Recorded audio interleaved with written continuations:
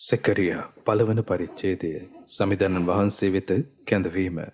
දාරියුස් රජුගේ දෙවන අවුරුද්දේ 8 වන මාසයේදී සමිඳුන් වහන්සේ ඉද්දෝගේ පුත්‍ර වන බෙරකියාගේ පුත්‍ර වූ දිවසිවර සෙකරියාට වදාළ පණිවිඩය මේ වේ.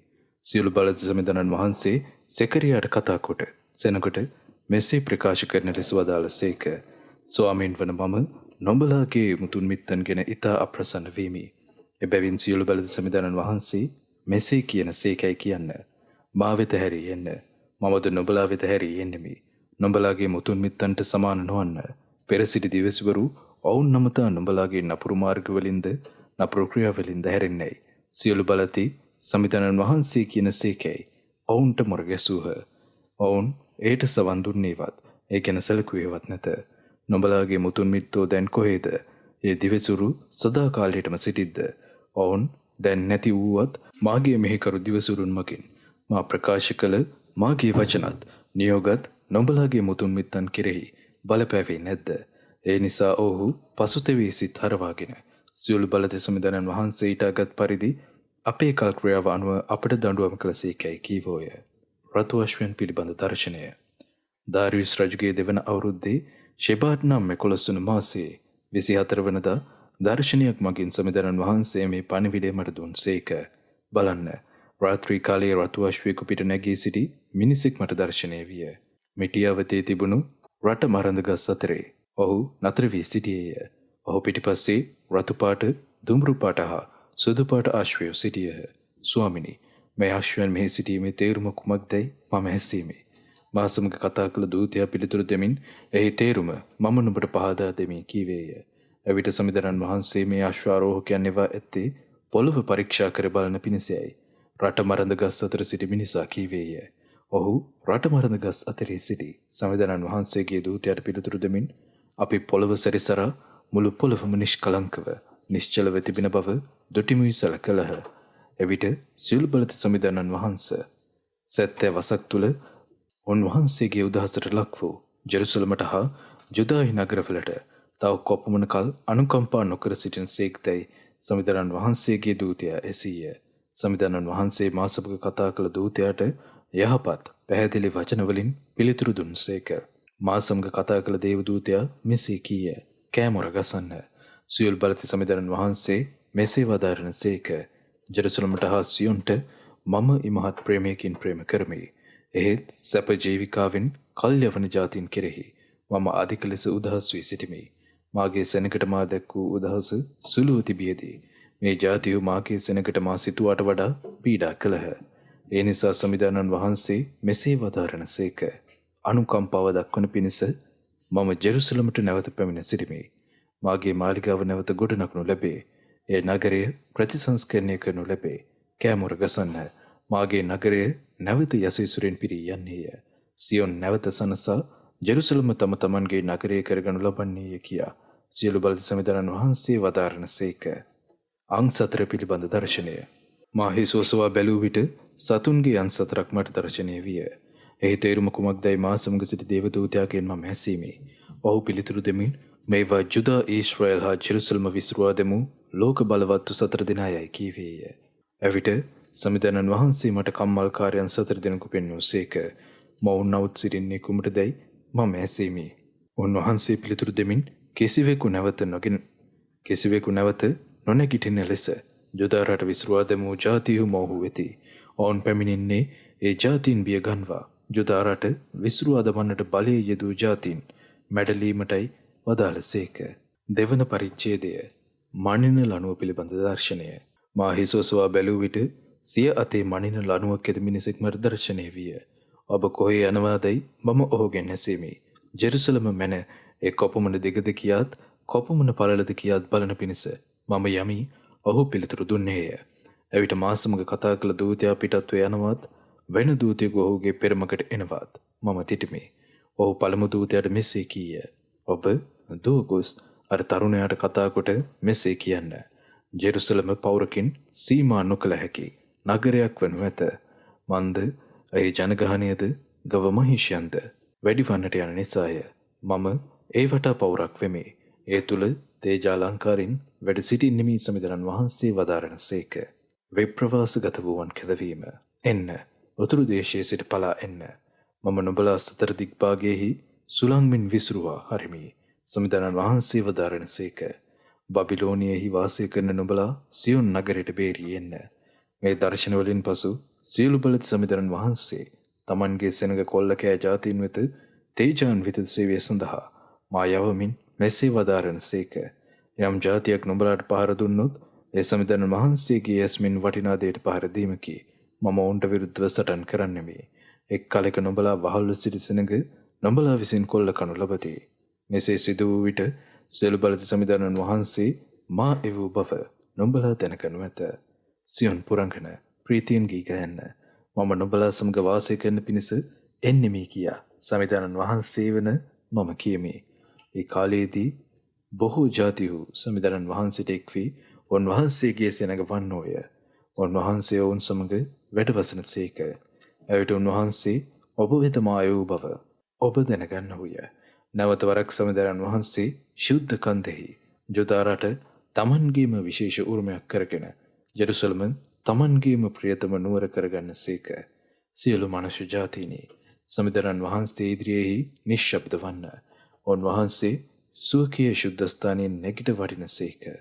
තුන්වන පරිච්ඡේදය ජෝෂුවා පිළිබඳ දර්ශනය.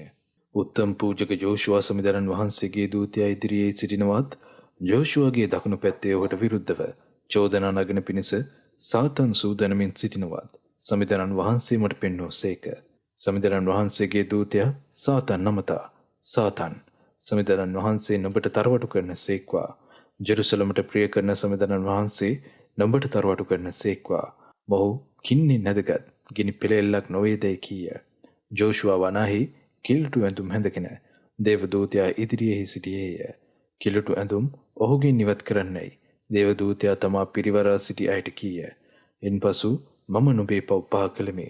නුඹට මංගල ඇඳුම් පළඳවමි ජෝෂුවාට කීය. ඔහුගේ හිසේ ශෝභන මකුටයක් තබන්නයි නියම කළේය. එසේ ඔහු සමිඳානන් වහන්සේගේ දූතයා බලා සිටියදී ශෝභන මකුටයක් ඔහුගේ හිසේ තබා මංගල ඇඳුම් ඔහුට පැළඳෙව්වෝය. එවිට සමිඳානන් වහන්සේගේ දූතයා ජෝෂුවාට අනුශාසනා කරමින් සියලු බලති සමිඳානන් වහන්සේ මෙසේ වදාරන සේකේ කීය. නුඹ මාගේ ආඥාවලට කීකර වේ. මා නුඹට නියම කරන යුතුයකම් ඉටු කරන්නෙහි නම් බාගේ මාලිගාවේ හා එහි මණ්ඩපයේ භාගය නුඹට අයත් වන්නේය. මා ඉදිරියෙහි සිටින අයගේ ආයුධම් වලට සවන් දෙන්නාක් මෙන් මම නුඹේ ආයුධම් වලටද සවන් දෙන්නෙමි. ජෝෂුවා උත්තම පූජක වන නුඹද සහකාර පූජකයන් වන නුඹලාද සවන් දෙන්න. නුඹලා වනාහි මංගල පෙර නිමිතිය පැල ඇටිය වන මාගේ මෙහිකරුවා පැමිණෙන්නට සලස්වන්නෙමි. ඇස් සතක් ඇති ගලක් ජෝෂුවා ඉදිරියේ මම තබමි. ඒ පිට මම ලේඛනයක් කොට මේ දේශීය පාපය එක දවසකින් පහ කරන්නෙමි. ඒ දවස පැමිණි විට නුඹලාගේ මිදිවැල් හා අත්තික්කා ගස්යට නුඹලා එකිනෙකාට සංග්‍රහ කරනු ඇතැයි සමිඳානන් වහන්සේ වදාරන සේක. හතරවන පරිච්ඡේදය පහන් රුක පිළිබඳ දර්ශනය. මා සමග කතා කළ දේවදූතයා නැවත අවුත් නින්දෙන් පුබුදු කරන ලබන්නෙකු මෙන් මා පුබුදුවා. නුඹට කුමක් පෙනේදැයි මාගෙන් ඇසීය. මම පිළිතුරු දෙමින් මුළුමනින්ම ස්වර්ණමය වූ පහන් රුකක් මට පෙනෙයි. එහි මුදුනේ පහන් සතකින් යුත් තෙල් දැමිය යුතු භාජනයක් ඇත. එහි මුදුනේ එක එක පහනේ තිරවලට නල සතක් ඇත. ඒ ළඟ ඔලිව ගස් දෙකක් ඇත. එකක් වම් පැත්තෙන්ද අනික දකුණු පැත්තෙන්ද වේ යයි කීවෙමි. මාගේ ස්වාමිනී, මේවායේ තේරුම කුමක්දයි මම දේවදූතයාගෙන් යලි ඇසීමි. නුඹ දන්නේ නැද්දයි ඔහු ඇසීය. නැත ස්වාමිනී, මම පිළිතුරු දිනිමි. සෙරුබ්බාබෙල්ට පොරොන්දු. එකල දේවදූතයා මට කතා කරමින් සෙරුබ්බාබෙල්ට සමිඳානන් වහන්සේගේ මේ පණිවිඩය දෙන්නයි කීය. එය මෙසේය. නුඹට ජය අත්වන්නේ සේනා බලයෙන්වත් සිය ශක්තියෙන්වත් නොව මාගේ ආත්මානුභාවයෙන්ය. විශාල කන්දක් වුවත් නුඹ ඉදිරියේ සමතලා වන්නේය. දේව මාලිගාව නැවත ගොඩනගා කදිමය කියා කෑගසන අතර ඒ මුල්ගල නුඹ තබන්නේය. සමිඳානන් වහන්සේගෙන් තවත් පණිවිඩයක් මා වෙත පැමිණියේය. එය මෙසේය. සෙරුබ්බාබෙල් දේව මාලිගාවේ අත්තිවාරම් තමා ඇත. ඔහුම ගොඩනැගිල්ල නිම කරනු ඇත. මේ සිදු වූ විට මාගේ සෙනඟ වෙත මා නුඹ යවූ බව ඔවුන් දැනගනු ඇත. කුඩා පටන් ගැන්ම හෙලා දකින්නට යමක් වේද. ගොඩනැගිල්ලේ කටයුතු පමාව ඇති නිසා ඔහු කලකිරී සිටිති. ඔවුහු සෙරුබ්බාබෙල්ගේ අතේ මුල්කල ඇති බව දකින විට ප්‍රීති වන්නෝය. පහන් රුක පිළිබඳ දර්ශනයෙහි තේරුම. දේව දූතයා මට කතා කොට පහන් සත නම් පොළවේ සියලු දිශාවන් දකින සමිඳුරන් වහන්සේගේ ඇස් සතයයි කීය. එවිට මම පහන් රුක දෙපැත්තේ ඇති ඔලිව ගස් දෙකින් කුමක් අදහස් කෙරේදැයි ඇසීමි. ඔලිව තෙල් ගලා එන රන් නල දෙක අසල ඇති ඔලිව අතු දෙකින් කුමක් අදහස් කෙරේදැයි දෙවන වරටත් ඇසීමි. නුඹ දන්නේ නැද්දයි ඔහු මාගෙන් ඇසීය. නැත ස්වාමිනී, මම පිළිතුරු දෙනෙමි. එවිට ඔහු පිළිතුරු දෙමින් මේ දෙකින් අදහස් කරන්නේ මුළු පොළොවේ සමිඳුරන් වහන්සේට සේවය කරන පිණිස දෙවියන් වහන්සේ විසින් තෝරාගෙන අභිෂේක කරන ලද දෙදෙනායයි කීය. පස්වන පරිච්ඡේදය. පියාඹන පොත පිළිබඳ දර්ශනය. මම නැවත බැලූ විට පියාඹන පොතක් දිටිමි. නුඹට කොමක් පිනේදැයි දේවදූතයා මාගෙන් ඇසූ විට මීටර් 9ක් දිග මීටර් 4.5ක් පළල පියාඹන පොතක් මට පෙනීයයි මම කීමි. එවිට ඔහු මෙසේ කීවේය. මුළු දේශය පුරා පැතිරී යන සාපය මෙය වේ. එක පැත්තක සොරකම් කරන සියල්ලෝ නිරපුණු ලබන්නෝය කියාද අනෙක් පැත්තේ බොරුවට දිවුරන්නෝ නිරපුණු ලබන්නෝය කියාද මෙහි ලියා ඇත. සියලු බැලි සමිඳුරන් වහන්සේ වදාරන පරිදි උන්වහන්සේ මේ සාපය එවනසේක.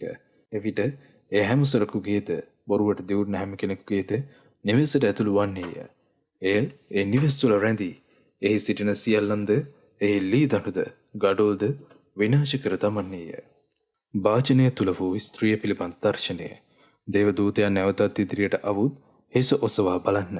දැන් පිටතට එන දේ දෙස බලන්නයි කීය. එය කුමක්දැයි මම ඇසීමි. ඔහු පිළිතුරු දෙමින් එය භාජනයකි. මුළු දේශයේ පාපය එයින් අදහස් කෙරේයයි කීය. ඒ භාජනය ඊයම් පියනකින් වසා තිබිණි. මා බලා සිටියේදී ඊයම් පියන ඔසවනු ලැබීය. භාජනය තුළ ස්ත්‍රියක් වාඩි වී සිටියාය. මේ ස්ත්‍රිය වනාහි දුෂ්ටකමේ මූර්තියයි දේවදූතයා මට කීය. ඉන්පසු ඒ ස්ත්‍රිය නැවත භාජනය තුළට තල්ලු කර දමා ඔහු එය පියනින් වැසුවේය. මම හිස ඔසවා බැලූ විට ස්ත්‍රීන් දෙදෙනෙකු මා දෙසට එනවා දිටිමි. කනකොකාගේ පියාපත් වැනි පියාපත් ඔවුන්ට තිබිණි. ඔවුන්ගේ පියාපත්වලට සුළං බැඳීය. ඔහු අහසත් පොළොවත් අතරේ ඒ භාජනය උසුලාගෙන ගියෝය. ඔවුන් එය කොහේ ගෙන යනවාදැයි මට කතා කළ දූතයාගෙන් මම ඇසීමි. ඔවුන් එය ගෙන යන්නේ ශිනාර් දේශයටය. ඒ දේවාලයක් සාධන පිණිසය. එය තනා නිම වූ විට ඒ භාජනය එහි තබනු ලබන්නේ යැයි කීය. 6 වෙනි පරිච්ඡේදය. රථ සතර පිළිබඳ දර්ශනය. මම හිස ඔසවා බැලූ විට කඳු දෙකක් අතරින් රථ සතරක් පිට වී එනවා දිටිමි. ඒ කඳු ලෝකඩ කඳුය. පළමුවන රථයට රතු අශ්වයෝද, දෙවැන්නට කළු අශ්වයෝද, තුන්වැන්නට සුදු අශ්වයෝද, සතරවැන්නට පුල්ලි ඇති දුඹුරු පාට අශ්වයෝද යොදා සිටියෝය. ස්වාමිනී, මේ රථවලින් කුමක් අදහස් කරන්නේදැයි මට කතා කළ දේවදූතයාගෙන් මම ඇසීමි. දේවදූතයා මට පිළිතුරු දෙමින් මෙසේ කීයේය. මේ වනාහි මුළු පොළවේ සමිඳුරන් වහන්සේ ඉදිරියෙහි පෙනී සිට පිටත්ව යන අහසේ සුළං හතරය.